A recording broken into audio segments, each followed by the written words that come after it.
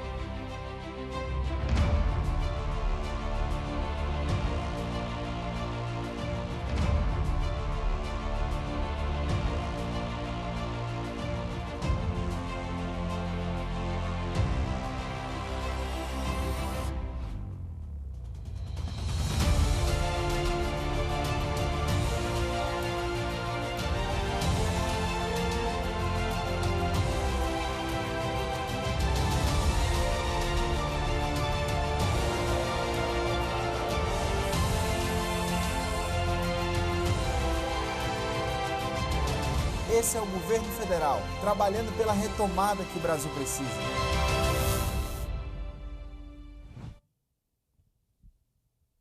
Bom, a partir de agora, o ministro Tarcísio fará uma exposição das entregas que foram realizadas e do cronograma para o segundo semestre de 2020. Bom, em primeiro lugar, bom dia a todos que nos acompanham. Uma alegria estar aqui com a imprensa, que está cobrindo esse evento, que está acompanhando o nosso balanço.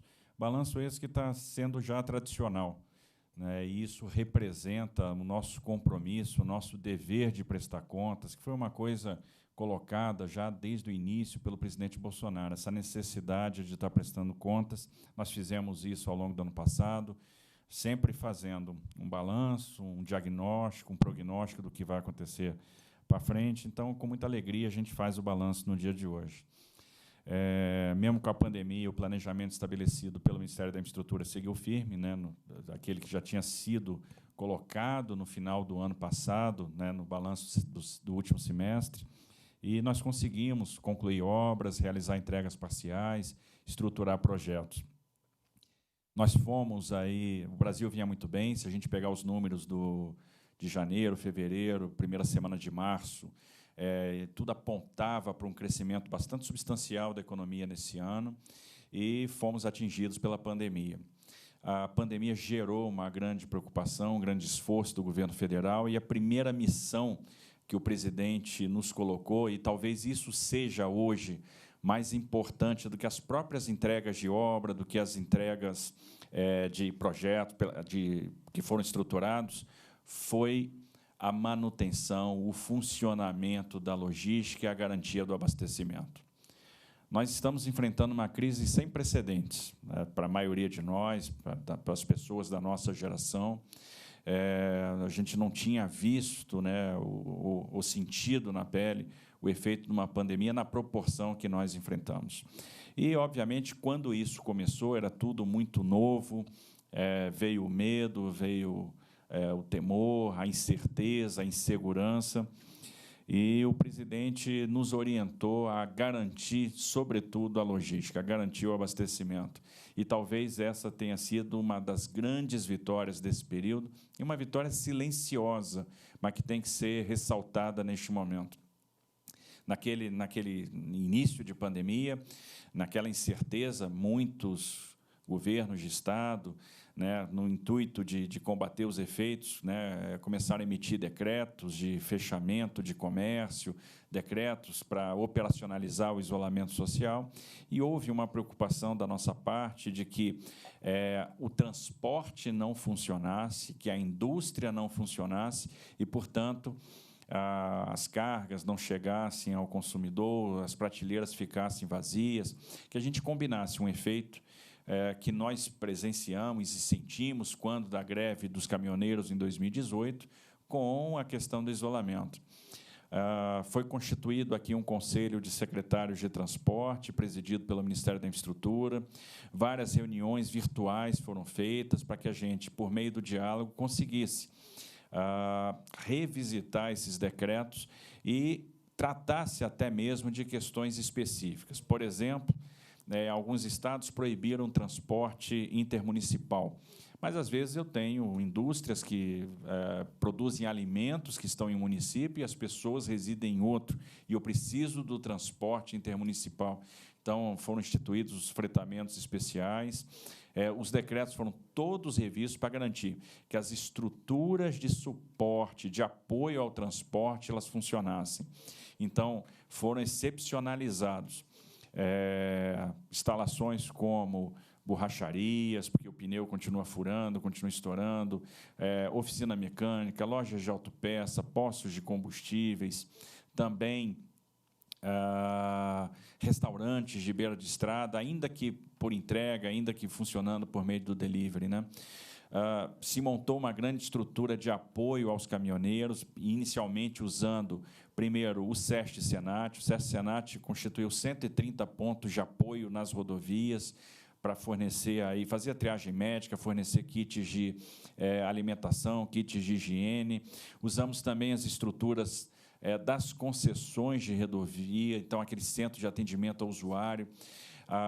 Houve muita conversa com os embarcadores para que fossem estabelecidos protocolos de segurança nos terminais, então, para que houvesse um atendimento especial aos profissionais de transporte, tanto os terminais próprios, os terminais em pool, os terminais de terceiro. Logo no início, editamos uma medida provisória que teve por objetivo garantir a solvência e sustentação do setor aéreo como um todo, que foi a medida provisória 925. A gente percebeu com muita rapidez a gravidade da crise, que ela ia impactar imediatamente o setor de aviação. Então, essa medida proporcionou aí a postergação do pagamento de outorgas nas concessões de aeroportos, o diferimento de tarifas aeroportuárias, o diferimento na devolução de valores de passagem, ou seja, uma medida para preservar fluxo de caixa.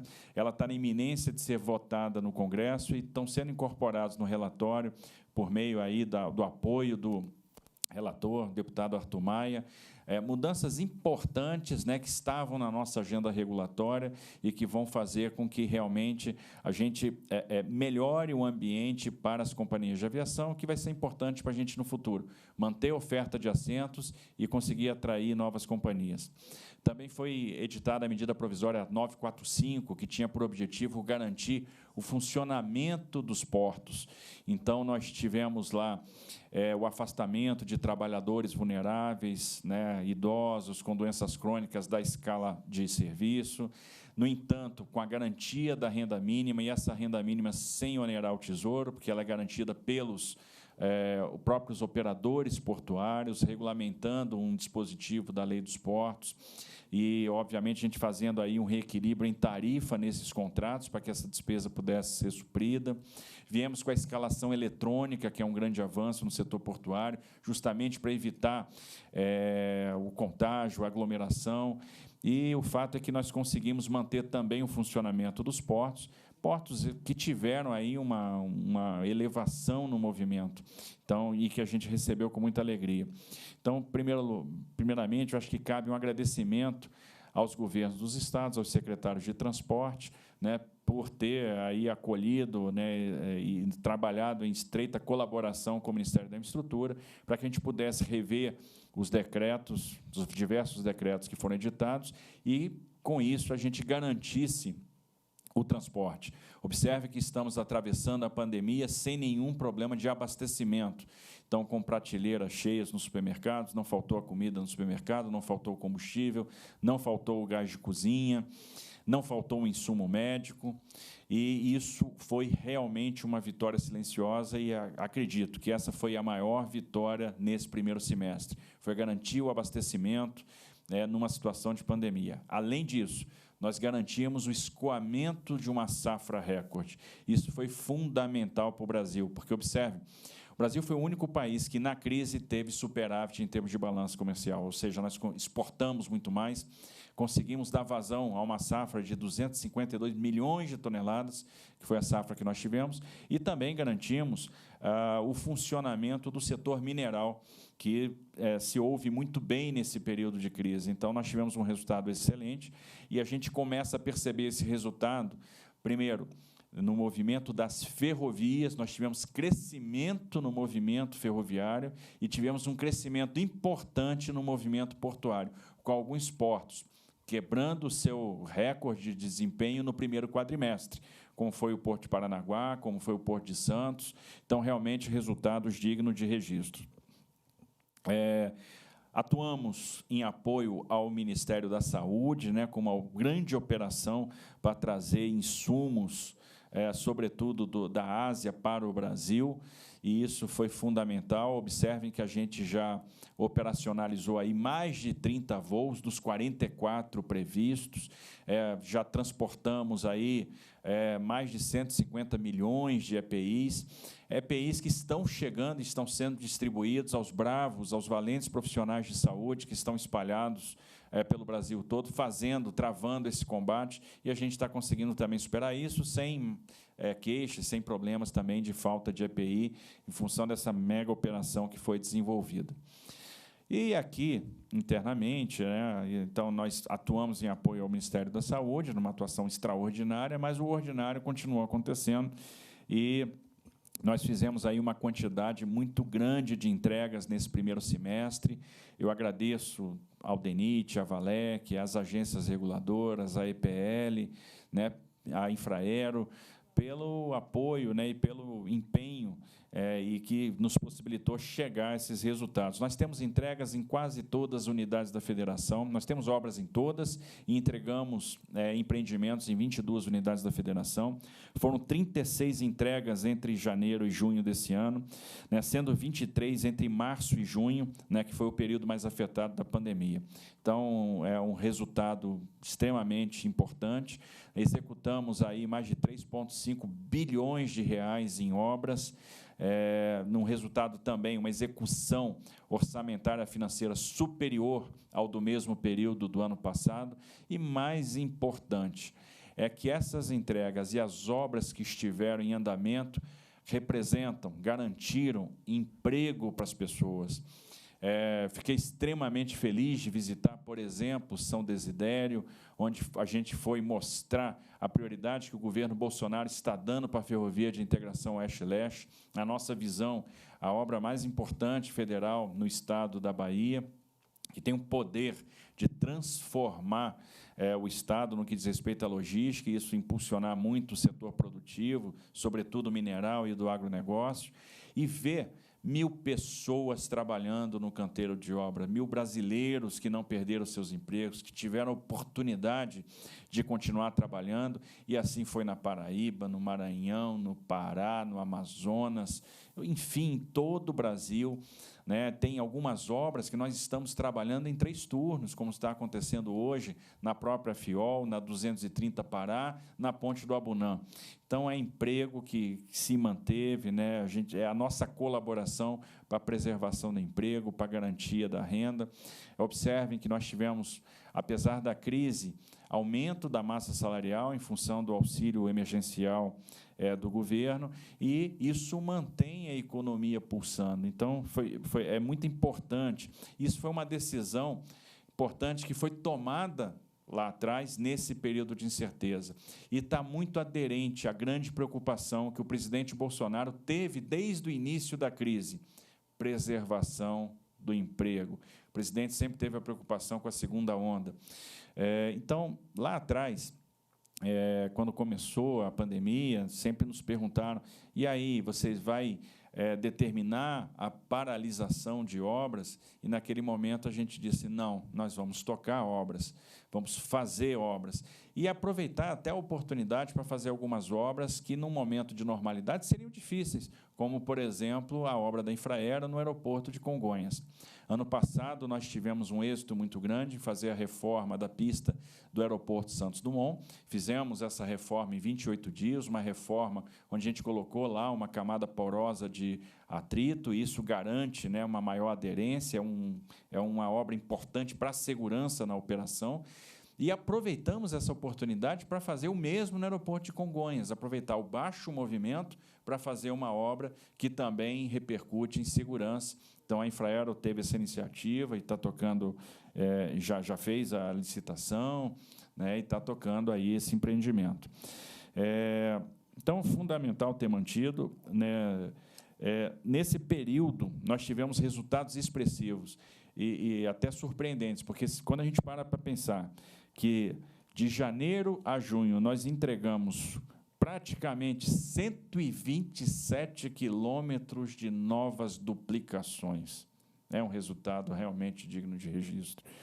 88,5 quilômetros de novas pavimentações, 110 quilômetros, 0,6 de novas restaurações, além da entrega de instalações portuárias de pequeno porte, como a de Parintins, Coari, Turiaçu, no Maranhão, né, Parintins e Coari, no Amazonas, a construção da nova sala de embarque no aeroporto de Navegantes, a reforma e ampliação do aeroporto de passageiros no aeroporto de Foz do Iguaçu, que temos lá a obra, né, da ampliação da pista, que está também rodando em 3 turnos. Em Foz do Iguaçu, a gente tem a obra em andamento da ponte de Foz, da segunda ponte internacional, que é uma ponte que vai se destinar à carga, uma obra muito bacana, que está a pleno vapor, uma parceria nossa com Itaipu Binacional, né, e também com o Governo do Estado do Paraná. O Ministério da Infraestrutura também assinou uma ordem de serviço importante, simbólica, que é da BR-367 Minas, né, que liga Salto a Almenara,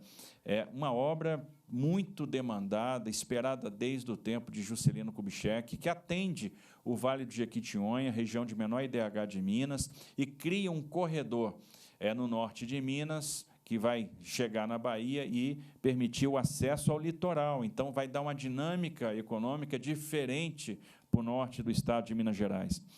Estamos a pleno vapor, iniciamos as obras da ponte de Xambinhoá, no Rio Araguaia, na fronteira, né, do Pará com Tocantins.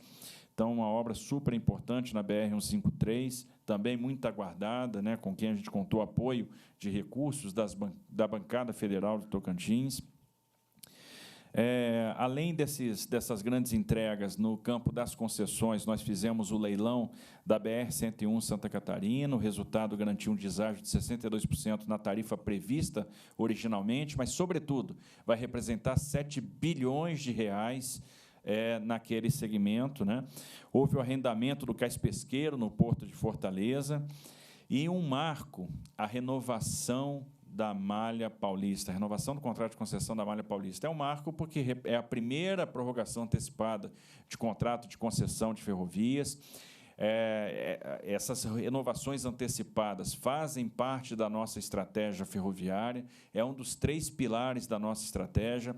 Nós estamos falando de 6 bilhões de reais que serão investidos nos próximos 5 anos, e na duplicação de capacidade da ferrovia. Então, a gente sai de 35 milhões de toneladas de capacidade para 75 milhões de toneladas de capacidade. Teremos obras em 40 municípios, né, com a duplicação do ramal de Tirapina para Santos, vários contornos ferroviários importantes, como de São José do Rio Preto, toda a substituição de dormentes e de todos os trilhos, porque vamos passar a usar, ao invés de composições com 80 vagões, nós vamos adotar um trem-tipo de 120 vagões.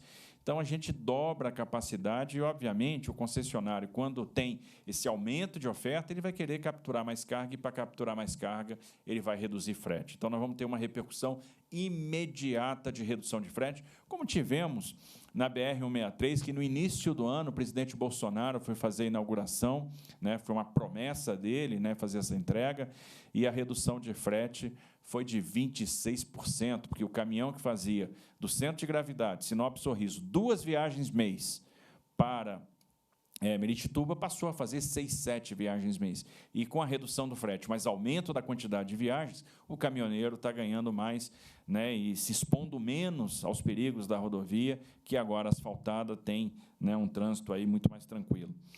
Essa prorrogação da Malha Paulista vai gerar 10 mil empregos, então, agora a gente está buscando o investimento onde ele está, para gerar emprego imediato. Nós temos as 2 prorrogações da Vale que estão no TCU, já na reta final para aprovação, e elas vão gerar cerca de 14 bilhões de reais de investimento no setor ferroviário. Então, isso é muito importante, é emprego na veia que está sendo proporcionado por esses empreendimentos. Demos continuidade ao andamento dos projetos de arrendamento, publicamos 2 editais, que foram, né, os editais para os arrendamentos dos terminais STS 14 e 14A no Porto de Santos, que são 2 terminais de celulose, né, que foram aprovados aí pelo TCU. E temos uma série de projetos, né, em análise no Tribunal de Contas. Muita gente me perguntava o seguinte: puxa, a pandemia afetou em cheio o cronograma de leilões, vocês vão continuar fazendo leilões? Vamos continuar fazendo leilões. Vocês tinham dito que iam licitar 44 projetos no ano de 2020. Como é que fica isso agora? Vai ter uma redução drástica? E aí eu quero informar que ontem nós protocolamos no Tribunal de Contas da União o projeto de 22 aeroportos. E hoje nós temos 39 ativos em análise no TCU. Isso representa 36 bilhões de reais de investimento. Então, logo o TCU deu o parecer, e a nossa relação com o tribunal tem sido a melhor possível, a mais profissional, e aí eu quero louvar o esforço que o Tribunal de Contas tem tido, o esforço do plenário, né, do pleno do tribunal, dos seus ministros, do presidente José Múcio, das equipes técnicas que sempre trazem contribuições importantes, né, de contribuir com esse esforço, entendendo que a infraestrutura realmente um vetor importante para a retomada, dali vão sair investimentos importantes, não só a cargo do Ministério da Infraestrutura, mas também a cargo do Ministério de Minas e Energia, a cargo do Ministério do Desenvolvimento Regional, porque nós tivemos, nesse período, a aprovação do Marco do Saneamento, que é um dos setores de maior potencial para investimento, para mexer com a construção civil, para geração de emprego, além, obviamente, de mudar a vida das pessoas, né, de ter um impacto depois no sistema de saúde, vai despressionar o sistema de saúde, diminuir internações, diminuir a perda financeira com a perda de água, né, diminuir o gasto com saúde, mas, no curto prazo, vai mexer muito com a construção civil, e já temos hoje 53 bilhões de reais sendo estruturados no BNDES, um primeiro leilão que deve ser realizado em setembro, que diz respeito ao sistema em Alagoas, mas nós temos a SEDAI em estruturação, o sistema de concessão de água e esgoto no estado do Amapá, no estado do Ceará, no município de Porto Alegre, no estado do Rio Grande do Sul, em Cariacica, no Espírito Santo. Então, são uma série de projetos que estão em andamento hoje no BNDES, de saneamento básico. Mas nós temos lá no TCU hoje vários terminais portuários, né? Nós temos a Ferrovia de Integração Oeste-Leste, nós estamos aguardando só a deliberação do TCU para colocar esse edital na praça, a BR-153 Goiás-Tocantins, a primeira com modelo híbrido, a BR-163 Pará, e agora entramos com os 22 aeroportos, e agora, até o final do mês de julho e meados do mês de agosto, a gente deve encaminhar para o TCU também os editais da BR-381 Minas, com a 262 Espírito Santo, da Nova Dutra, em que nós estamos agregando a Rio Santos, e da Ferrogrão. Então, nós vamos ter aí 42 projetos em análise. Então, é muito perto da meta que nós tínhamos estabelecido de leilão para esse ano, com 75 bilhões de reais de investimento a serem contratados. E estamos caminhando firme para fechar outros projetos que a gente deve fechar até o final do ano. Vamos encaminhar para o Tribunal de Contas. A gente deve abrir a consulta pública agora da Rio Teresópolis, que vai agregar o Arco Metropolitano do Rio, né, que é a 493, também um pedaço das 116 Minas. Nós vamos ter, e está em consulta pública hoje, o leilão dos 2 terminais de líquidos do Porto de Santos. Isso aí, com certeza, um grande leilão, que vai gerar um grande investimento. O terminal de sal lá de Areia Branca, no Rio Grande do Norte, terminais portuários em Maceió, as rodovias do Paraná, 3.800 quilômetros de rodovia, com 42 bilhões de reais que devem ser investidos nos próximos anos. Então, a gente vai chegar na casa aí dos 130 bilhões em análise. E à medida que, obviamente, o tribunal for deliberando, nós vamos publicando os editais. E a dúvida também que fica os investidores virão? Virão. Nós temos conversado com os investidores, tivemos semana de fazer aqui reunião com 100 fundos de investimento. E aí é importante entender o seguinte: a liquidez não foi embora. O dinheiro existe, o dinheiro está lá, e os investidores, obviamente, estão numa atitude de cautela, esperando as melhores oportunidades.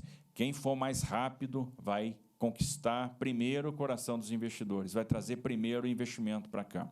Nós estamos num cenário de retração da economia global. Todo mundo está encolhendo, as taxas de juros continuam decrescendo aceleradamente. Então, num cenário de taxas de juros muito baixas, nós estamos oferecendo ativos de qualidade que oferecem remunerações que não serão encontradas em lugar nenhum do planeta. Então, é muito interessante a gente oferecer projetos que remuneram 8,5%, 9%, 10%, 11% ao ano real. E aí a pergunta é, em que outros lugares nós vamos encontrar isso? E a grande questão é, nós temos, então, os elementos fundamentais para atrair o investidor para cá.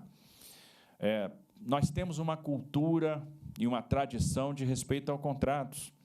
Isso ficou claro no próprio período da pandemia, onde se ventilou muito a abertura de cancelas em estradas, e isso não aconteceu. Mostramos que nós enfrentamos a crise respeitando os contratos e estamos nos estruturando para fazer os devidos reequilíbrios econômicos e financeiros, compreendendo que a pandemia é uma situação da área extraordinária, uma situação completamente atípica, imprevisível, né, fora do controle dos operadores, né, dos concessionários. Então, as nossas agências estão se estruturando para fazer os reequilíbrios econômicos e financeiros. Então, é uma demonstração de respeito ao contrato.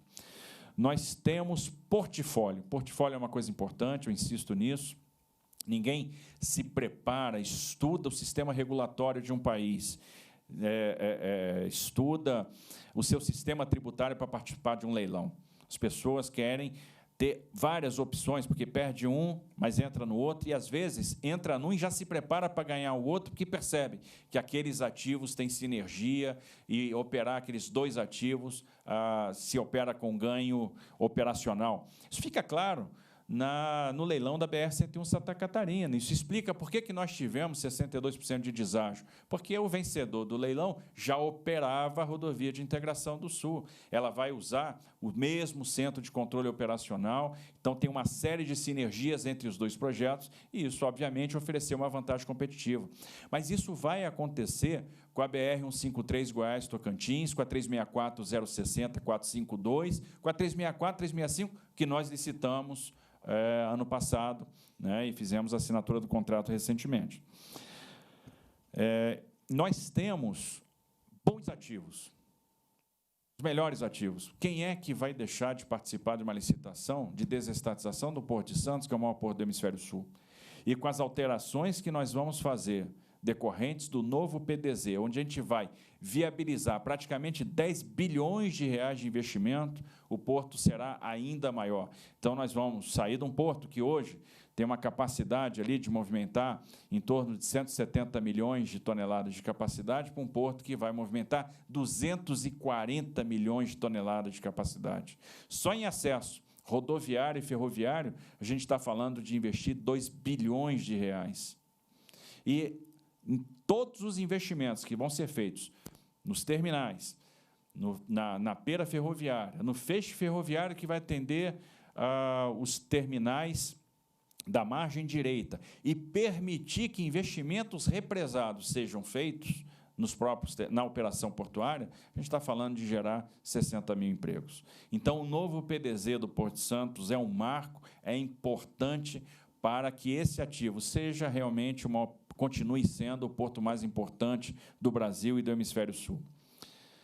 Quem é que vai deixar de entrar numa licitação de Nova Dutra, na ligação Rio-São Paulo? A consulta pública foi extremamente produtiva, recebemos aí uma série de contribuições, né, contribuições importantes, e isso fez com que a gente, antes de encaminhar para o TCU, resolvesse fazer mais uma rodada com o mercado. 9 empresas se qualificaram aqui, se inscreveram para fazer reuniões one-on-one. Impressionou o conhecimento de cada uma delas do projeto, então não é gente que está perdendo tempo, é que estudou profundamente, que com certeza está se habilitando para fazer bid. Já percebemos o movimento no mercado de empresas contratando advisors financeiros, contratando os bancos para fazer a estruturação das suas propostas, e, inclusive, empresas estrangeiras que ainda não estão posicionadas no Brasil. Quem é que vai deixar de bidar Rio Santos? Quem é que vai deixar de entrar nos blocos que contêm os aeroportos de Congonhas e do Santos Dumont? Ninguém. A ponte aérea Rio-São Paulo é a 4ª rota mais movimentada do planeta, e quem é que vai deixar de bidar o Bloco Sul, por exemplo, com o aeroporto de Foz do Iguaçu, com o aeroporto de Curitiba, e mais, até o Bloco Norte, com o aeroporto de Manaus, importante terminal de carga. Então, quem é que vai deixar de bidar uma relicitação do aeroporto de Viracopos? Ou até mesmo o aeroporto de São Gonçalo do Amarante, que tem todo o CAPEX feito. Então, a gente está extremamente confiante e, na verdade, o fato da gente seguir em frente com as concessões significa, e está calcado na nossa percepção de mercado, na conversa que nós temos tido com investidores. Por isso que nós publicamos editais, por exemplo, terminal de celulose, é porque vai ter bid. O terceiro ponto é que nós sofisticamos muito a estruturação dos projetos. Os projetos estão cada vez mais bem estruturados, aprendemos muito, incorporamos aquilo que nós aprendemos no passado, as nossas lições aprendidas, temos mecanismos de proteção financeira, como a outorga variável, que garante segundo ciclo de investimento, que garante, eventualmente, no caso de não disparo de gatilhos, modicidade tarifária, e que garante proteção cambial, que é uma sofisticação, porque câmbio foi um assunto nunca antes tratado pelas autoridades monetárias, nunca foi enfrentado, e nós estamos enfrentando diversas frentes, seja no PL de swap cambial que está no Congresso, que moderniza a operação de swap, acaba com o efeito come-cota, deixa as tributações, a tributação toda para o final da operação e não a cada liquidação, seja pelo mecanismo de hedge cambial dentro do contrato, utilizando a outorga variável como amortecedor, onde a gente compensa débitos e créditos numa conta gráfica para fazer frente a flutuações de câmbio.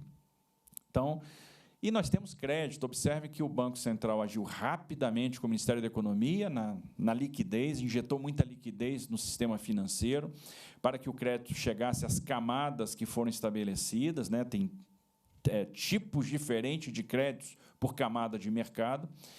E o BNDES tem atuado na questão da estruturação de garantias e por meio de sindicato de banco. Isso, de certa forma, preserva a caixa do banco, já pensando no funding para os projetos de infraestrutura. Então, temos tudo. Temos os ativos de qualidade, temos a estruturação sofisticada, temos o portfólio, temos o crédito, temos tradição de respeito ao contrato. É por isso que o nosso programa de concessão vai ser bem sucedido. Tivemos entregas importantes também em contratos de concessão, como o aeroporto de Fortaleza, que foi entregue, né, nesse período de pandemia, a obra da Fraport lá. Então, os nossos concessionários de aeroportos estão se saindo muito bem, é um case de sucesso. Né? Impressiona o que foi feito, por exemplo, no aeroporto de Florianópolis, no aeroporto de Porto Alegre, no aeroporto de Salvador, e agora essa entrega no aeroporto de Fortaleza. Inauguramos a nova alça de acesso da ponte Rio-Niterói, né, um trabalho da Ecoponte.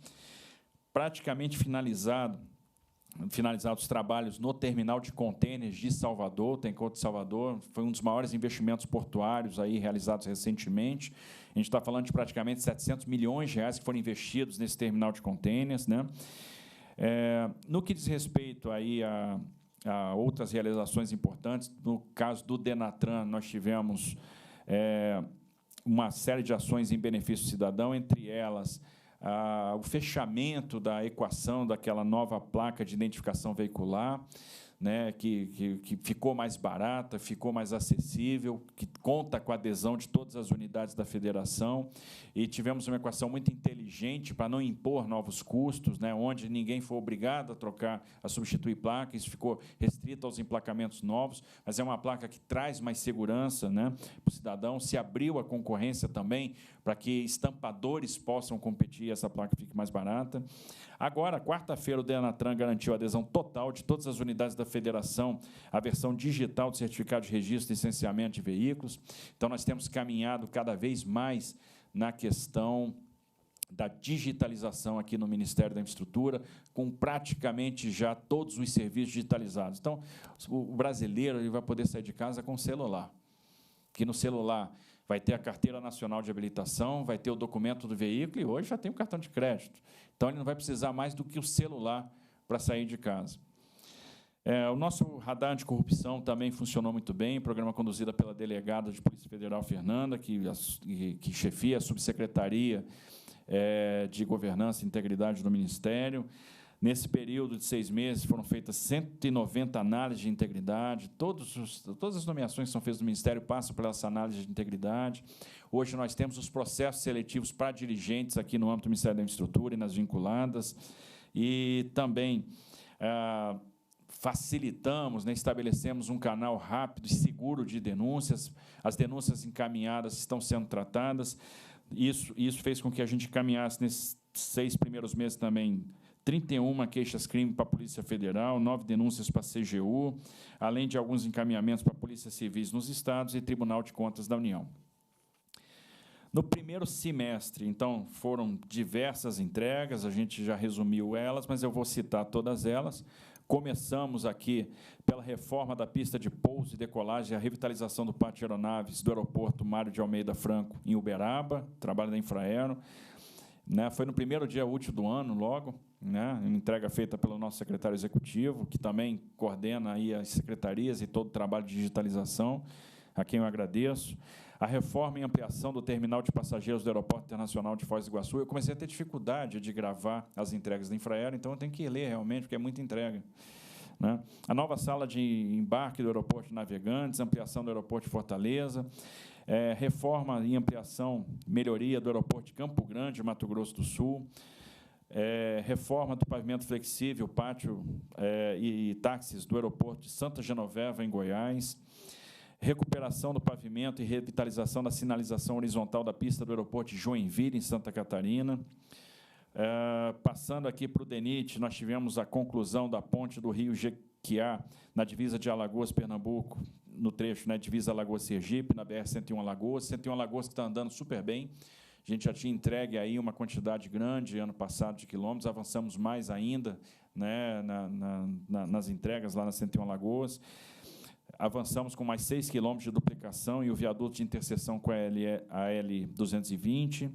Na 101 Rio de Janeiro, a alça de ligação da ponte Rio-Niterói com a linha vermelha, então, da ECO. A adequação de uma ponte na 367 Minas, alargamento de pontes na 158 Mato Grosso do Sul, alargamento e recuperação de pontes na 304 Rio Grande do Norte. O viaduto de interseção das rodovias 101, 262 em Viana, no Espírito Santo, obra da ECO, da concessão, lá na 101.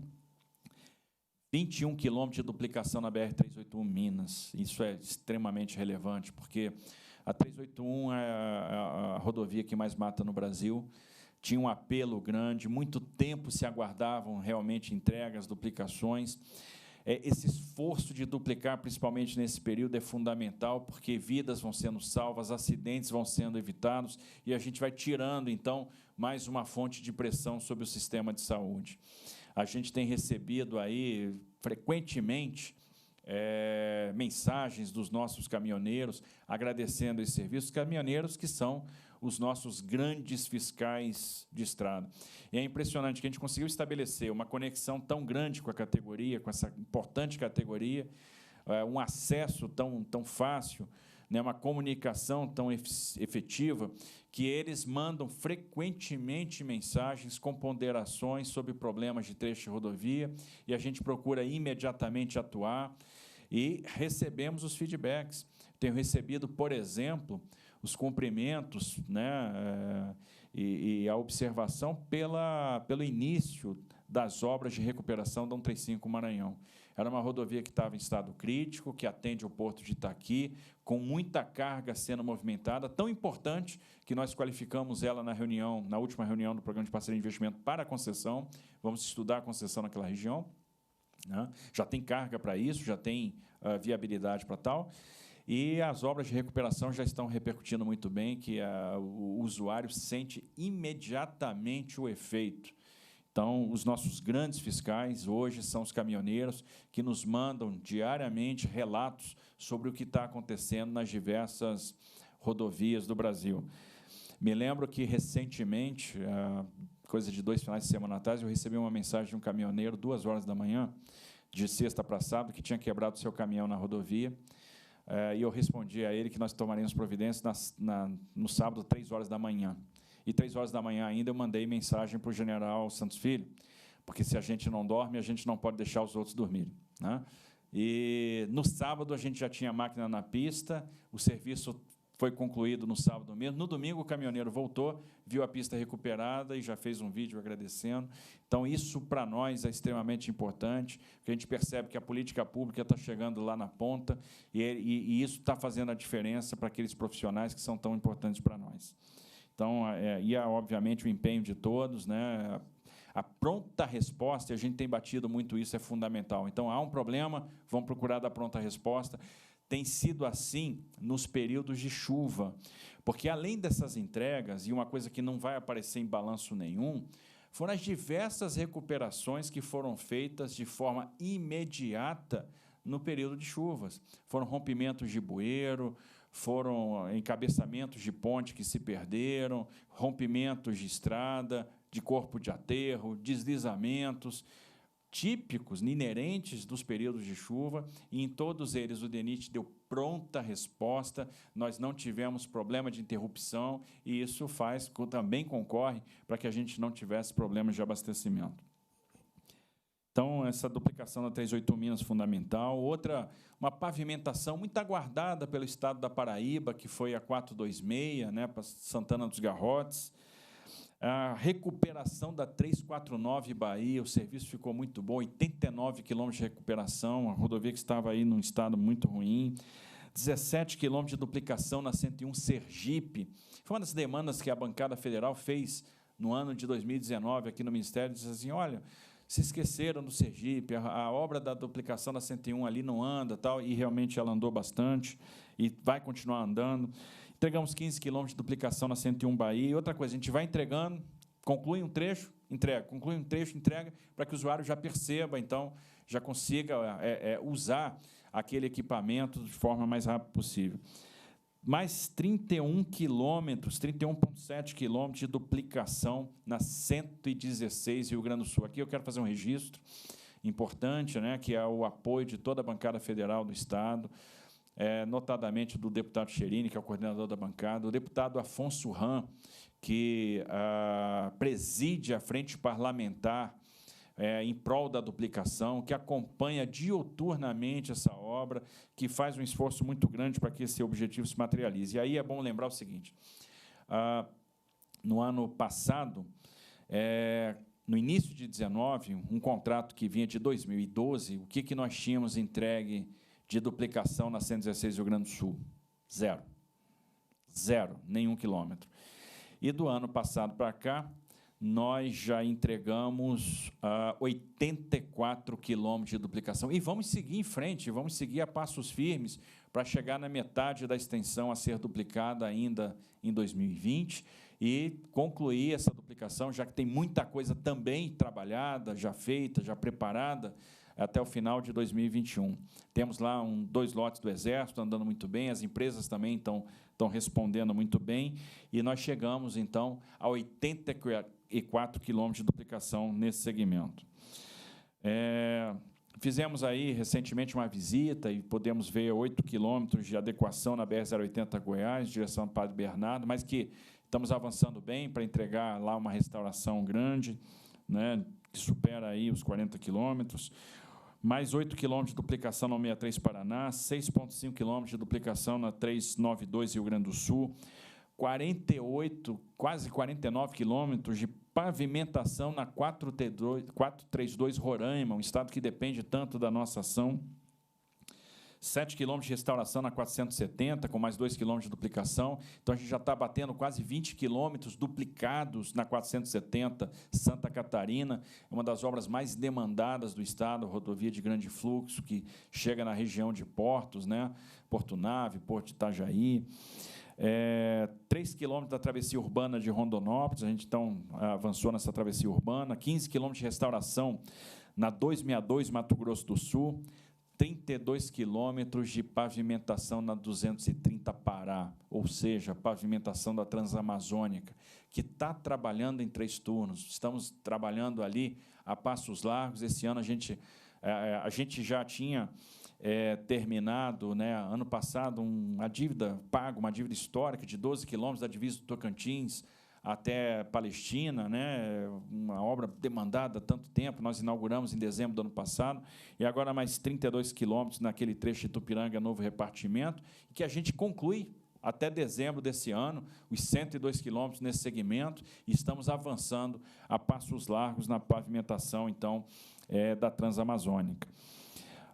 Recuperação de 4,7 quilômetros na 267 Mato Grosso do Sul, IP4 de Parintins, o reestabelecimento do sistema de transposição de Tucuruí. Foi importante agora na pandemia para o transporte de insumos pela hidrovia do Tocantins, essa recuperação da Iclusa, então, que voltou a operar, e a gente segue firme no sentido de conseguir o licenciamento para fazer a obra do derrocamento do Pedral do Lourenço.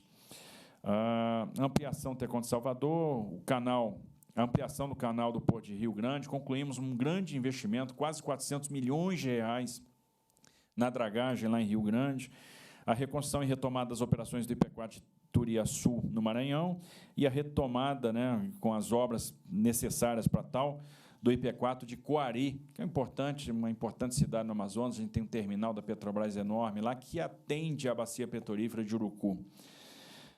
Fizemos aí o leilão de concessão da BR-101 Santa Catarina, 221 quilômetros, de Paulo Lopes até a divisa de Santa Catarina com o Rio Grande do Sul, que nós vamos assinar contrato na semana que vem. E vamos aproveitar para visitar a obra da 285, né, de Santa Catarina, que está andando a pleno vapor e que a gente entrega também este ano. Fizemos o arrendamento do Cais Pesqueiro de Fortaleza e a renovação do contrato da Malha Paulista, então, projeto do PPI que a gente vem entregando. E não vai parar por aí. Segundo semestre, nós vamos continuar a mesma pegada, a gente tem a previsão de entregar mais 33 obras, então, estamos seguindo aí, vamos superar aquela meta de uma entrega por semana, né? Vamos conseguir entregar mais de uma por semana. Só essa semana foram 3 entregas parciais, então, o segundo semestre já começou forte. E 14 leilões de concessão, sendo 3 de rodovia e ferrovia, né? O 53 Goiás Tocantins, a 163 Pará. Observe, nós terminamos a pavimentação da 163 Pará no passado e já vamos fazer a concessão da 163 Pará. Já vamos passar aquele trecho de Sinop até Miritituba para iniciativa privada. E mais 11 arrendamentos portuários, além de 2 renovações de concessão, que são as 2 da Vale, Estrada de Ferro dos Carajás e Estrada de Ferro Vitória Minas. E com essas renovações, a gente possibilita o investimento no ramal Cariacica-Anchieta, no Espírito Santo, e a construção da ferrovia de integração do Centro-Oeste, ligando Água Boa a Mara Rosa, em Goiás, que é um marco para o agronegócio. A gente liga o Vale do Araguaia à ferrovia Norte-Sul. E devemos licitar até o final do ano a ferrovia de integração Oeste-Leste. Estamos aguardando o sinal verde do TCU para fazer essa licitação. A pergunta é, vai ter player para a FIOL? Vai. Então, nós vamos ter aquele trecho de Caetité até Ilhéus, sob concessão, sendo operado por investidor privado, que vai fazer o investimento no Porto Sul, no Porto de Ilhéus. Então, só em Porto, só na instalação portuária, a gente estima aí R$1,5 bilhão de investimento. Então, algo extremamente representativo. Então, nós temos aí obras de pavimentação, revitalização, duplicação em rodovias importantes, em várias regiões, né, na 230, na 163. A gente concluiu a 163 ano passado até Miritituba, mas a gente continua a pavimentação da 163 até Santarém. Nós temos ainda 50 quilômetros pavimentados, devemos entregar cerca de 30 esse ano e concluir definitivamente a pavimentação de toda a 163 até 2021, até o final do ano que vem. Então, a gente fica, né, com a 163 concedida até Miritituba e pavimentada até Santarém. Devemos concluir esse ano a ponte sobre o Rio Madeira, em Abunã, na 364 Rondônia. Isso permite a ligação do estado de Rondônia com o estado do Acre, uma obra super aguardada. Vamos concluir a duplicação de 66 quilômetros, ou seja, dos 2 lotes que estão em andamento, na 381 Minas, que está indo para a concessão, que está indo lá para o TCU. A concessão da 381 Minas vai representar R$10 bilhões de investimento, a duplicação praticamente integral do trecho. Isso vai realmente ser muito importante para o setor produtivo, vai salvar vidas. No final de outubro, início de novembro, a gente deve concluir as obras, né, pelo menos da travessia da ponte do Guaíba, e a gente já deve abrir ela para o tráfego. Vai ficar faltando apenas o acesso, né, que cai ali na Vila do Tio Zeca e Areia, que a gente continua com os serviços, né, de desapropriação, para poder depois também concluir esse acesso. Fazer a revitalização da pista do aeroporto de Congonhas, recuperação da pista de pouso, né, reconstrução do pátio de aeronaves. Em Cascavel vai ser construído um novo terminal de passageiros e pátio de aeronaves, várias instalações de pequeno porte, né, em Cametá, Baetetuba, Viseu, Augusto Correia, Mosqueiro, no Pará, transposição da linha férrea de Rolândia, no Paraná, e Mogi Guaçu, em São Paulo. Enfim, seguimos firme nas obras da FIOL, entre Bom Jesus da Lapa e São Desidério, obras que vão receber um reforço importante do Exército, o Exército que estava fora das obras ferroviárias há 25 anos, e que, então, retoma, por meio de 2 batalhões, o batalhão de Barreiras, que é um batalhão tradicional da Bahia, que vai fazer a terraplanagem, e o 2º Batalhão Ferroviário de Araguari. O programa de concessões, então, segue, já com o leilão no dia 28 de agosto, dos terminais STS 14 e 14A, né, que vão representar aí 420 milhões de investimentos. Vão publicar depois mais 11 terminais, né, 4 de Itaqui, são terminais de líquidos, terminais em Paranaguá, no Porto de Aratu, Maceió, Porto de Santana, enfim. Entregaremos para o TCU, e a ideia é que a gente possa publicar o edital da rodovia Presidente Dutra, né, a gente deve ter o leilão no início do ano que vem. As prorrogações da Vale, eu já falei, vão representar 14 bi de investimentos. A gente deve publicar, então, o edital também da 153 Goiás Tocantins, com a 080 e 414, da 163 Pará. E estamos na expectativa do TCU analisar essa rodada aí de aeroportos que constitui o Bloco Sul, né, até o final do ano, e que a gente possa, então, publicar o edital. A nossa expectativa é fazer o leilão no primeiro trimestre do ano que vem. E o interessante, nós temos interessados, estamos trabalhando aí, vamos trabalhar nesse período, juntamente com o TCU, o aprimoramento do modelo, estamos discutindo a questão de demanda, adequações que estão sendo feitas nesses projetos. Devemos eliminar aquela exigência de 15% do capital ser de operador aeroportuário, permitir apenas que seja feito um technical support agreement com um operador. Isso vai liberar os aeroportos também para os fundos de investimento, e temos certeza que vão ter aí leilões competitivos, né, e vão conseguir transferir esses ativos para a iniciativa privada por meio dessas concessões. Então, o que nós temos aí até dezembro, então, já projetando o futuro? A liberação dos viadutos do complexo da Mafisa, na BR-470 Santa Catarina, isso é muito importante lá para a região. Vamos avançar na duplicação da 470 Santa Catarina, da 163 Cascavel Marmelândia, na 163 Paraná, a duplicação da 381 Minas, então, com 66 quilômetros, a duplicação da 116 Bahia, né, acesso a Santanópolis até Feira de Santana, a duplicação da 101 Alagoas, Messias, São Miguel, duplicação da 101 Bahia, na divisa entre Rios, lote 1 e 2, né, vai avançar bastante. Devemos ter mais em torno aí de 20 quilômetros de entrega até o final do ano. Duplicação da 101 Espírito Santo, entre Guarapari e Viana, duplicação da BR-222 Ceará, em Caucaia, acesso a Pecém. A conclusão, né, esperamos, e isso é um trabalho nosso com o Governo do Estado do Ceará, do anel viário de Fortaleza. Vamos seguir firmes aí na duplicação da 101 Sergipe, da 163-364 Mato Grosso, lote 3, da 116 Rio Grande do Sul, Guaíba Pelotas, então a gente chega esse ano na metade da extensão. Finalizamos a construção da ponte do Abunã, a ponte sobre o rio Parnaíba, em Santa Filomena, na 235 Piauí, outra obra importante de integração dos estados do Maranhão e Piauí. A segunda ponte sobre o rio Guaíba, a travessia principal, então, sendo liberada. Concluir a pavimentação da BR-285, Timbé do Sul, até a divisa com o Rio Grande do Sul, e a travessia urbana de São José do Rio Preto. No aquaviário, a gente deve ter a construção aí do IP4 de Cametá, Baetetuba, Viseu, Augusto Correia e Mosqueiro. A transposição da linha férrea em Roraima, em Rolândia, no Paraná. No setor aéreo, então, as obras de recuperação, reforma da fachada do terminal de passageiros, recuperação da pista de pouso e decolagem, reconstrução de pátio no aeroporto de Congonhas, o aeroporto de Cascavel, com a construção do novo terminal de passageiros e pátio de aeronaves, ampliação do pátio de aeronaves, implantação da pista de táxi, duplicação de acesso ao terminal de passageiros no aeroporto de Foz do Iguaçu. Em Manaus, a implantação da sinalização vertical na área de movimentação de aeronaves. Em Santa Maria, a construção do pavimento rígido do pátio de estacionamento de aeronaves e balizamento noturno. Em Santarém, a demolição e reconstrução de cabeceiras da pista de pouso e decolagem. No aeroporto de Navegantes, reforma e ampliação do terminal de passageiros e edificações complementares. Aeroporto, né, alguns desses, né, como é o caso de Foz, Manaus, Navegantes, que estão já no programa de concessão e serão leiloados no primeiro trimestre do ano que vem. E no aeroporto de Bonito, execução, Mato Grosso do Sul, né, execução de serviços de recapeamento da pista de pouso, decolagem, pista de táxi, pátios, reforma e ampliação da seção de combate a incêndio, aquisição e implantação do indicador de percurso e aproximação de precisão. Então, é isso.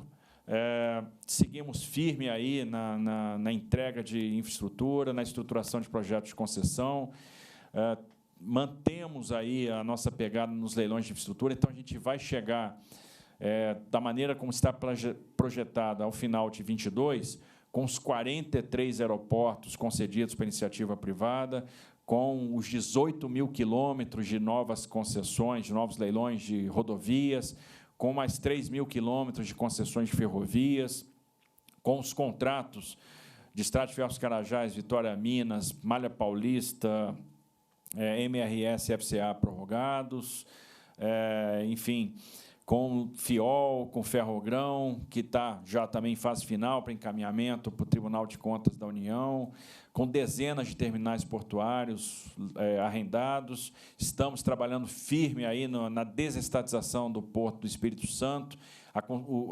O material vai estar pronto para disponibilização de consulta pública, provavelmente em outubro. Estamos caminhando também a passos largos, já com os estudos de Santos, São Sebastião, iniciando agora o estudo da desestatização do Porto de Itajaí. Então, são 4 portos que estão aí na desestatização e fazendo obras importantes que vão trazer segurança para a população, melhoria da qualidade de serviço.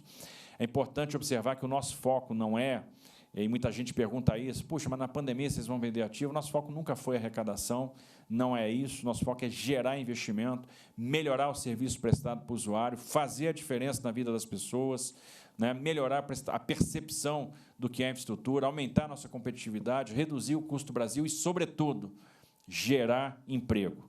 Então, tudo que nós vamos fazer aqui no Ministério da Infraestrutura está gerando empregos e seguindo, né, então, a firme orientação do presidente da República nesse sentido, o sentido da geração, da criação de empregos, que é algo extremamente importante para todos nós. Então, agradeço mais uma vez a atenção. Foi a oportunidade que todos nos dão de fazer essa prestação de contas, é fundamental, é nosso dever como gestor fazer essa prestação de contas e projetar um pouco aí do que vai acontecer no futuro. E a gente agora fica à disposição para responder os questionamentos da imprensa. Obrigado. Bom, encerrada a exposição do ministro, nós partimos para a parte da coletiva de imprensa. Os jornalistas estão enviando as perguntas para a assessoria de comunicação. A gente vai intercalar perguntas da imprensa nacional com a imprensa regional. A primeira pergunta é da repórter Amanda Pupo, do Grupo Estado. Ministro, no ProBrasil, há uma discussão sobre aumentar os recursos para as obras de infraestrutura. Para esse ano, o Ministério terá incremento no orçamento? E a capacidade de execução das novas obras, além das anunciadas, seriam incrementadas? Então, vamos lá. Primeiro, o ProBrasil é um programa importante, é uma aposta, né, para a retomada. E é importante compreender o que está no programa. O programa ele nasce, né, da percepção que todos compreendem a importância de nós reconstruirmos o Brasil, da gente dar passos firmes na direção da retomada do crescimento, da geração de emprego. Ele tem 2 vertentes. Uma vertente, e isso é muito importante, uma vertente ordem, que diz respeito à mudança de regulação, e a mudança legislativa. A vertente ordem é a vertente do legado, é a vertente da transformação, é aquilo que de mais importante nós podemos deixar. Então, o foco, e a gente sempre se acostumou a ver quando se fala em programa, Pô, cadê aquele PowerPoint com os bilhões de reais de investimento que nós vamos fazer? Tem uma coisa muito mais importante do que isso, que é transformar um ambiente de negócio. É deixar o Brasil apto a dar um salto. Então, é rever, por exemplo, a regulação que, de repente, asfixia a aviação executiva, a aviação agrícola, a aviação experimental, que asfixia ou que prejudica o privado na operação portuária, que impõe custos de fiscalização ao transporte terrestre. Então, quais são as mudanças regulatórias que nós podemos fazer no âmbito das agências, ouvindo o setor privado? Onde é que nós podemos aperfeiçoar, desonerar o produtor, o setor produtivo, eliminar aquilo que é desnecessário, aquilo que é burocrático? Nós eliminamos, ano passado, por exemplo, aquele selo, aquele plástico que era colocado pela NTT nos caminhões, que era o selo do Registro Nacional do Transporte Rodoviário de Carga, o que não fazia o menor sentido, porque o registro é eletrônico. Por que o cara vai ter que comprar um adesivo para colocar na porta do caminhão, com toda a tecnologia de informação disponível? Isso não faz o menor sentido. Nós eliminamos. Então, nós vamos fazer uma série de eliminações daquilo que é desnecessário para facilitar a vida do usuário. Então, no âmbito das agências reguladoras. Mas tem uma vertente importante no Congresso, né, dentro desse programa, dessa vertente ordem, que são os projetos de lei que lá estão. E os parlamentares têm demonstrado uma atenção, um carinho muito grande com essa pauta, uma vontade muito grande de contribuir, de caminhar aí na direção da construção de um país melhor e de um melhor ambiente de negócio, né? Nós temos presidentes de casas que têm uma orientação mais pró-business, isso ajuda muito, e que têm liderança, né, dentro das suas respectivas casas, e projetos importantes, portanto, têm sido aprovados. Um deles já foi, né, que fazia parte da nossa vertente ordem, que foi o projeto de saneamento, com o poder de desencadear aí uma série de investimentos privados, né, porque traz segurança, mais segurança jurídica para o setor, resolve questões importantes, né, que ajudam na estruturação de PPPs e concessões por parte dos estados, padroniza ou dá competências à ANA para uniformizar diretrizes regulatórias para as várias agências existentes. Nós temos o PL de swap cambial, que vai ser importante para diminuir o custo das operações swap. Nós temos o projeto de debêntures, que cria incentivos para uma nova categoria de investidor, que alcança o investidor institucional, que permite a emissão de debêntures no exterior, em moeda estrangeira, sem withholding tax no retorno. Ou seja, a gente fica, né, com uma questão, a gente vai cada vez mais nos adequando também àquilo que acontece em outros países do mundo, notadamente os países da OCDE. Nós temos o PE de licenciamento ambiental, que é um grande trabalho feito, um relatório que está já muito bom, bastante maduro, que tem avançado a passos largos, uma discussão extremamente complexa, mas que tem sido também extremamente produtiva. A nova lei de licitações e contratos, a lei que disciplina o free flow, o PL do gás barato, né, que vai trazer, então, um regime de autorização para os investimentos em gás, e quanta procura já existe para isso, e isso vai provocar uma revolução energética, né, a diminuição do custo da energia no Brasil. O PL da Eletrobras e a privatização da Eletrobras, com a pulverização do capital, a formação de uma corporação, é fundamental para que a Eletrobras exerça o seu papel, né, dentro do que está previsto no plano decenal, onde ela ganha aumento de capacidade para fazer investimento. Então, uma privatização importante, que deve também avançar no Congresso. Então, a vertente ordem é a vertente da transformação, é a vertente do legado. No que diz respeito à vertente de progresso, é a vertente do investimento. E nós vamos seguir firme com o investimento, notadamente privado. Os nossos leilões vão começar a acontecer. A gente está falando de 250 bilhões de investimentos que vão ser contratados nos próximos 2 anos e meio.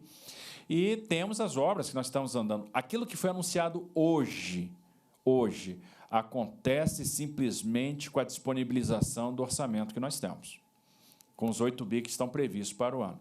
E, obviamente, a gente está tentando ser contemplado com algum acréscimo, né, porque a gente tem capacidade para executar mais em projetos que já têm projeto executivo, projetos que já têm licença ambiental, alguns que já têm até contrato, que falta só uma disponibilização de orçamento, né, uma disponibilização orçamentária financeira. E, havendo esse complemento, a gente vai entregar ainda mais do que está programado. E isso é importante porque gera emprego, porque movimenta a economia, enfim.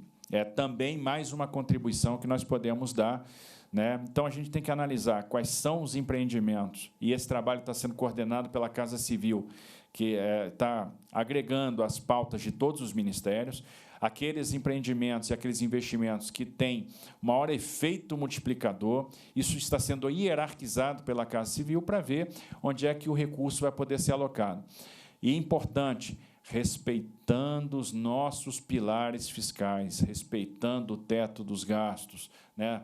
Simplesmente aproveitando espaço gerado no orçamento pela redução dos juros, e sempre que a gente reduz juros, a gente cria um espaço orçamentário, e também pela reorganização das prioridades, para fazer, de fato, os investimentos que impliquem em efeito multiplicador, que tenham um maior retorno social. Então, esse é o foco, que gerem mais emprego. A geração de emprego hoje é uma obsessão, né? Então, o governo está muito focado na geração de emprego, e é isso que vai pautar, então, e vai hierarquizar esses projetos do Pró-Brasil. Então, o que a gente está colocando aqui hoje caminha com o orçamento que nós temos, o que está programado é aquilo que a gente tem condição de entregar dentro do orçamento já disponibilizado, e estamos trabalhando para que alguns dos nossos projetos, né, que não estão aqui ainda, possam ser contemplados nessa hierarquização, e que a gente receba algum complemento de recursos que nós tenhamos também capacidade de executar. Então, é essa a nossa perspectiva, né? E muito importante deixar claro que o governo segue firme na linha da solvência, né, que tanta credibilidade trouxe. Isso é fundamental, né? Havia o incêndio, foi lá, se apagou o incêndio, mas se volta para o rumo agora, nesse momento. Pergunta do Leopoldo Figueiredo, Tribuna de Santos. Existe a previsão de licitação de 2 terminais de celulose e 2 terminais de granéis líquidos no Porto de Santos. A recessão global pode afetar esses 4 leilões? Não, não vai afetar. Observe que, no caso dos terminais de celulose, né, nós vamos atender aí cadeias verticalizadas, né, são empresas que já têm planta de celulose que precisam dos terminais para operar os seus negócios. Quando a gente lança o edital, põe na rua, realmente a gente fez uma avaliação do mercado, a gente já sente que tem um interesse, a gente vem conversando com os players, né? Então, devemos ter o BID, que vai gerar o investimento tão necessário, e aí o foco nosso, mais uma vez, é o investimento, é a realização das obras, do investimento, a geração de emprego, a adequação dessas cadeias produtivas e a redução dos custos de transação, dos custos logísticos. E o terminal de líquidos, aí a gente já prevê, pelo contrário, até bastante concorrência, né? Porque é uma área muito nobre do Porto de Santos, nós temos vários operadores de líquidos. Observe que, né, na estruturação desses contratos, há um cuidado para se garantir, de fato, a concorrência, né? Inclusive, depois, na operação. Então, não se permite que nenhum operador tenha mais de 40% do share, mais de 40% do mercado naquele porto, né? Por isso que, por exemplo, no leilão do STS 8 e 8A, todos podem participar do leilão, mas só podem ganhar um dos 2 terminais. Isso é justamente para fomentar a concorrência entre operadores. E o que nós esperamos, e aí nós estamos falando de investimentos muito significativos, no STS 14 e 14A, a gente está falando de 420 milhões, mas no STS 8 e 8A, há mais de 1,2 bilhão. Então, realmente, é bastante significativo, e a gente deve ter bastante concorrência, deve ser um leilão aí muito disputado, aí sim com outorgas, né, em relação àquilo que nós estamos propondo, que a outorga mínima é R$1, né, porque o nosso interesse realmente é o investimento. Não tem nenhum interesse nosso na questão da arrecadação. O problema, a grande questão para nós é melhorar a qualidade do serviço, diminuir o custo do Brasil e gerar emprego, né? Gerar investimento, e esses investimentos são necessários para o Brasil. mas eu prevejo uma grande competição no STS 8 e 8A. Então, são leilões que vão ser extremamente bem-sucedidos, pode ter certo disso. Pergunta do Jimmy Amora, Agência Infra. O que será feito com as 3 concessões de rodovia que têm contratos a vencer em fevereiro de 2021 no Rio de Janeiro? Observem, a gente já passou por essa situação, né, todos acompanharam o contrato da Rodovia de Integração do Sul. Nós tínhamos lá uma concessionária operando, não fizemos o leilão a tempo que nós pudéssemos assinar o contrato e fazer a transição entre concessionárias. O contrato foi prorrogado excepcionalmente por 1 ano, né, com a própria Concepa, que era a operadora naquela época, e ainda restou ali alguns meses para que a gente pudesse assinar o contrato, e, nesse período, aquele segmento ficou sob a responsabilidade do DENIT, que assumiu durante algum tempo até que o contrato fosse assinado. Isso aconteceu mais ou menos de setembro de 2018 a janeiro de 2019, quando o contrato da RIS foi assinado. A mesma coisa, a mesma lógica vale para esses contratos da primeira etapa, que vão ter leilões ocorrendo a partir de agora, e nós vamos ter um gapzinho para a assinatura do contrato. A Lei 13448 permite que a gente prorrogue excepcionalmente esses contratos para aqueles trechos em que nós temos projeto de estruturação, em estruturação. Então, nós temos aí um limite até 2 anos de possibilidade para prorrogar esses contratos. Provavelmente, a gente deve fazer uma prorrogação excepcional até o momento da assinatura do contrato. Então, isso nos dá tranquilidade para estruturar esses contratos. Como nós estamos fazendo muitas inovações regulatórias, estamos oferecendo para a sociedade contratos que vão trazer uma carga de investimento muito grande, vão possibilitar a redução de tarifa e muita inovação, muita tecnologia de informação, muita coisa nova, e isso gerou intensos debates com a sociedade. Obviamente, o tempo de estruturação, e é razoável que seja assim, ele se estende um pouco mais. A consulta pública da Nova Dutra, por exemplo, foi extremamente discutida.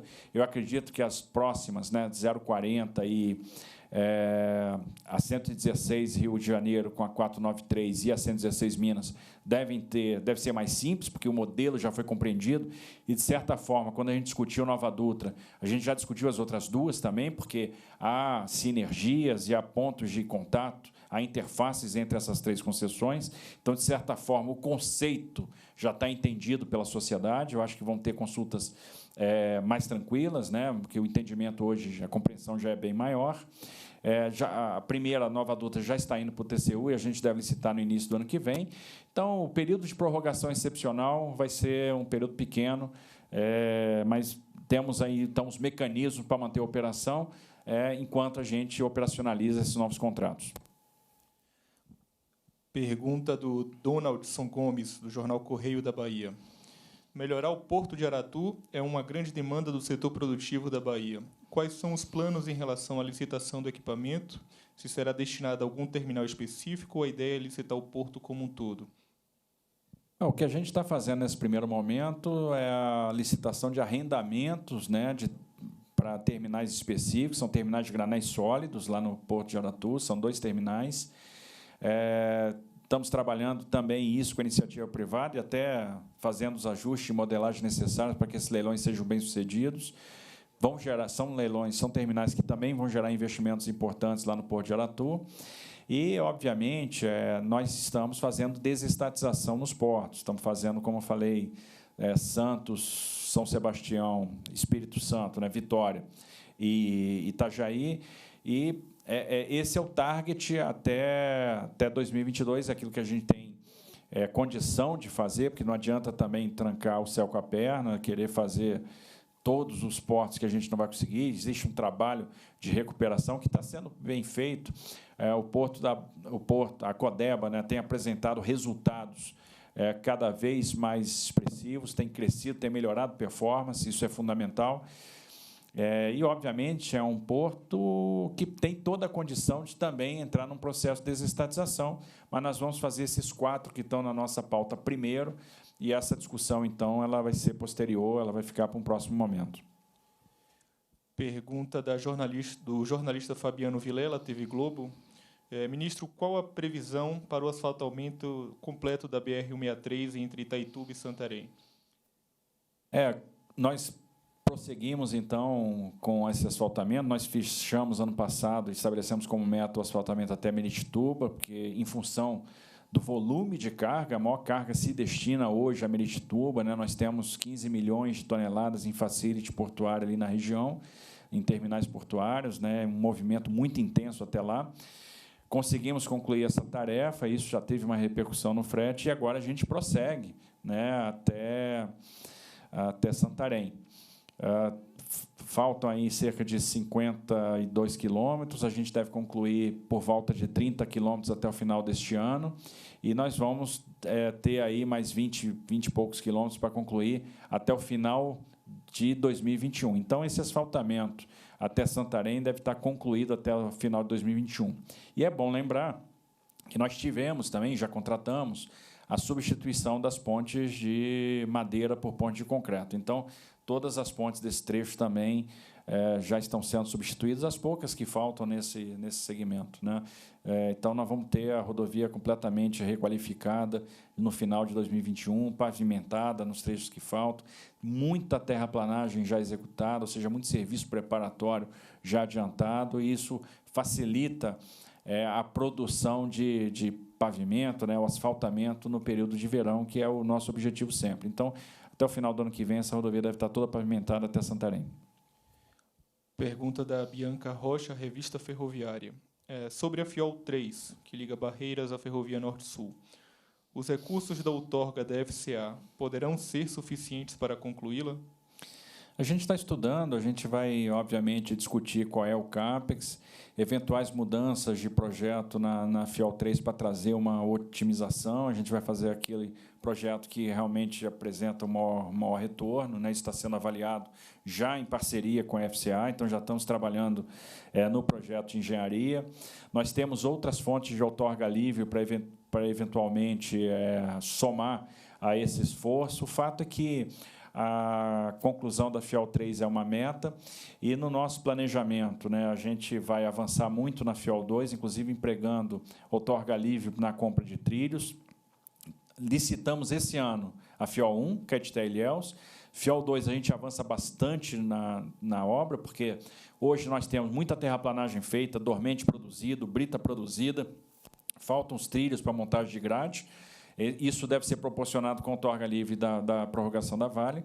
E a FCA, então, entrando aí, fazendo a FIOL 3, e nós vamos trabalhar muito para que a gente consiga concluir ou aportar algum recurso para que seja possível fazer a FIOL 3, porque, no nosso plano, nós vamos fazer a estruturação do projeto de concessão da FICO, de Água Boa, Campinorte, de Água Boa, Mara Rosa, pegando também a FIOL 3 e 2, então a gente deve ter uma grande concessão, desde Água Boa até Caetité, isso ligando, então, Caetité e Ilhéus.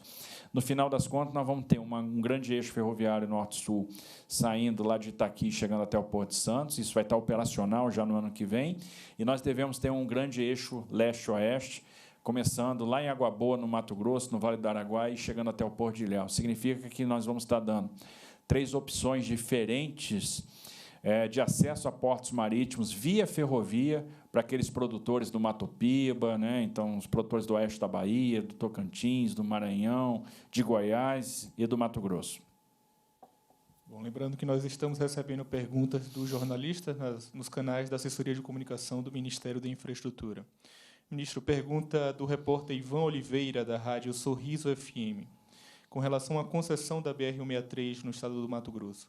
O governo federal vislumbra uma solução para a situação? Vislumbra, nós trabalhamos com 3 hipóteses, né? Obviamente, pelo inadimplemento do contrato, a caducidade sempre é uma possibilidade. A devolução também é uma possibilidade, né? Isso foi positivado e possibilitado pela Lei 13.448. Já temos as primeiras sinalizações de devolução em algumas concessões, como é o caso da 163 Mato Grosso do Sul e da 040. Mas existe uma outra possibilidade também de transferência do ativo para outro player privado que assuma as obrigações do contrato, né, de fazer os investimentos. É uma hipótese que está se tornando cada vez mais concreta. está andando bem e a gente deve ter um desfecho disso no segundo semestre desse ano. A ideia é que no ano que vem, né, em 2021, a gente possa mudar radicalmente o cenário da concessão da 163 Mato Grosso, da Rota do Oeste. Ministro, pergunta da Assessoria de Comunicação da Confederação Nacional dos Transportadores Autônomos. Há algum plano para estruturação de rodovias no âmbito do poder público para pontos de parada e descanso gratuitos aos caminhoneiros, sob as condições estabelecidas na portaria 1343? Isso é um compromisso do governo do presidente Bolsonaro com os caminhoneiros. Nós já estamos incluindo na estruturação das concessões postos de parada e descanso. Nós já temos esse formato na estruturação da BR-153 Goiás-Tocantins. São postos que vão ser operados pelo concessionário, portanto, o valor da operação está diluído na tarifa, para que a gente possa prestar assistência ao caminhoneiro. Então, a gente entende que são instalações muito importantes para que ele possa descansar, cumprir a lei da jornada. Isso evita acidente, para que eles possam descansar com segurança, eles possam ter o suporte de serviços também nessas instalações. Então, isso já está projetado e, a partir de agora, todas as concessões terão essa previsão. E, obviamente, a gente faz essa previsão nas concessões novas que estão sendo estruturadas e, paulatinamente, a gente vai incorporando isso também nas concessões existentes. E, a partir do momento que a gente começa a ter operação nesses postos de parada e descanso, tenho certeza que grupos vão querer fazer o mesmo nas rodovias que são administradas diretamente pelo DENIT. Uma outra notícia importante é que nós estamos fechando com a economia o projeto do documento de transporte eletrônico, né, do DTE. Isso vai ser um avanço muito grande, vai eliminar a necessidade de vários documentos de transporte. A gente vai condensar isso tudo num único documento, com aquisições de dados eletronicamente. Então, isso, no futuro, vai eliminar a necessidade dos postos fiscais, dessas paradas, que, no final das contas, representam 6 horas de perda de tempo de viagem em média. Vai possibilitar o agendamento portuário automático. Nós vamos ter a pesagem em movimento e, mais importante, o DTL vai se constituir num recebível, né? Então, isso vai permitir o acesso ao crédito, ao capital de giro para esses profissionais da estrada. Pergunta do Rafael Bittencourt, do jornal Valor Econômico. O governo vê a possibilidade de conceder novos ativos de rodovia à iniciativa privada a partir das obras de duplicação e pavimentação da malha federal entregues pelo DENIT? Quais, por exemplo? O que a gente tem condição de entregar é o que está previsto hoje no nosso plano de concessão. É óbvio que aquilo que está sendo entregue pelo DENIT, vários desses trechos já são coincidentes com os trechos que estão em estudo para concessão. Por exemplo, o DENIT tem avançado muito na duplicação da 101 Bahia, 101 Sergipe, 101 Alagoas, e é um trecho que está em análise para concessão. O DENIT está fazendo a duplicação da 381 Minas, e isso, obviamente, já está considerado no estudo que está sendo feito para a concessão da 381. Então, aquele CAPEX dos 66 quilômetros de duplicação está fora dos 10 bi que serão investidos na concessão.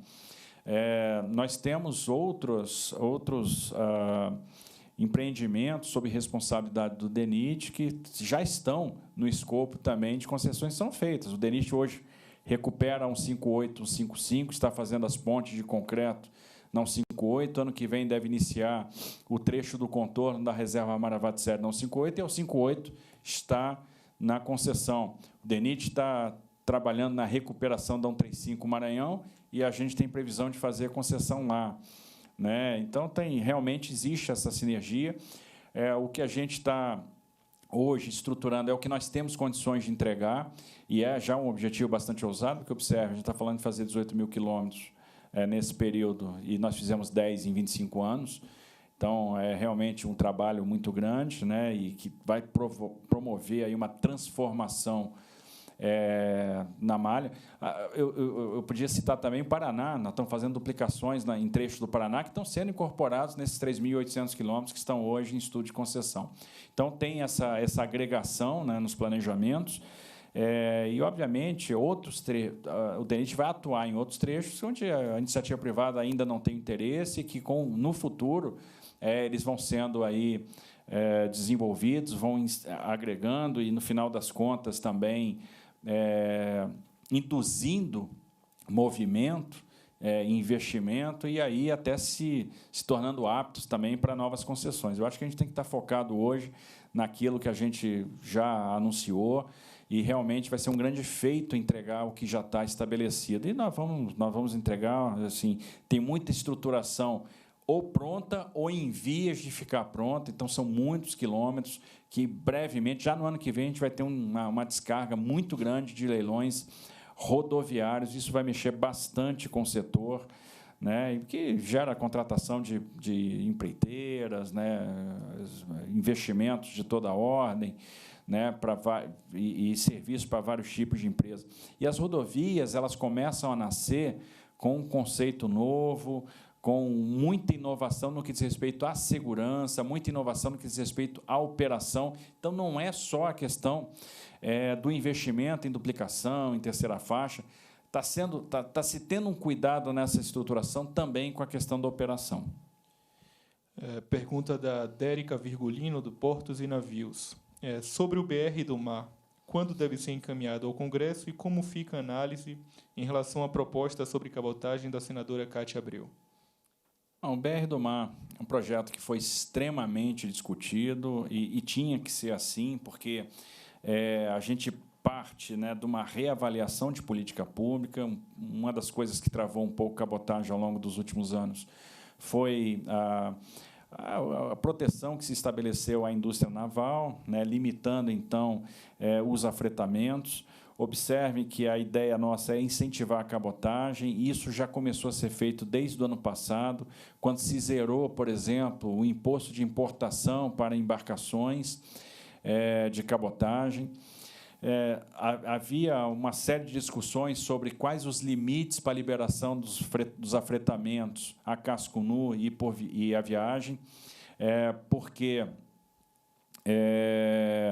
nós tínhamos que verificar, por exemplo, qual é a nossa vulnerabilidade a determinadas oscilações do mercado. Eventualmente, o mercado ele fica mais atrativo num determinado continente, e aí a gente podia ter um êxodo de embarcações para lá, e isso desabasteceu o mercado nacional. Então, isso levou a muita discussão sobre qual é a necessidade de manutenção de lastro em bandeira nacional ou não. Então, como que a gente vai também trabalhar a indústria naval na questão da docagem, na questão da manutenção, a manutenção dos incentivos para aquilo que a indústria naval tem realmente vocação, como é o caso do apoio portuário, do apoio marítimo, que vai ter grande impulso com a retomada dos investimentos no óleo e gás, da navegação interior. Então, houve muita discussão entre o Ministério da Infraestrutura e o Ministério da Economia para a gente chegar num arranjo mais perto do ótimo. E é isso que está sendo mandado para o Congresso. Entendo que o projeto da senadora Cátia Abreu, que já está em discussão, ajuda, porque fomenta o debate. O projeto da senadora é um projeto onde a abertura é maior do que a que está sendo proposta por nós, né? Então, é uma abertura mais radical, e o debate vai ser interessante. O Congresso, então, vai verificar qual é o melhor arranjo para o setor de cabotagem. Enfim, a questão mais interessante é que se provocou o debate, se iniciou a discussão. Nós temos dois projetos, então, um de iniciativa do Poder Executivo e outro da senadora Cátia Abreu, que vão ser bastante discutidos. Essa proposta vai ser aprimorada. No final, devemos ter um projeto único que vai representar uma abertura em alguma medida, e essa abertura, com certeza, vai trazer incentivos importantes para o setor. E um setor que vem crescendo, a cabotagem, mesmo no período da pandemia, cresceu 11% no Brasil, e que tem potencial de crescer muito mais. Então, a gente vai aproveitar esse nosso potencial de costa para crescer, e essa reavaliação da política era extremamente necessária, é bem-vinda, e, com certeza, vai gerar muito investimento no setor. Então, o que a gente pode esperar, independente de qual grau, se vai prevalecer mais o nosso ou mais o da senadora Cátia Abreu, e, em alguma medida, nós vamos ter o mais importante, que é uma abertura do mercado, uma reavaliação dessa política, e isso vai concorrer para o investimento aqui no país. Bom, vamos caminhar para a última pergunta, do André Machado, jornal O Globo. Ministro, do que foi apresentado agora para o segundo semestre, qual seria o valor do investimento previsto e se seria necessário algum incremento no orçamento para isso?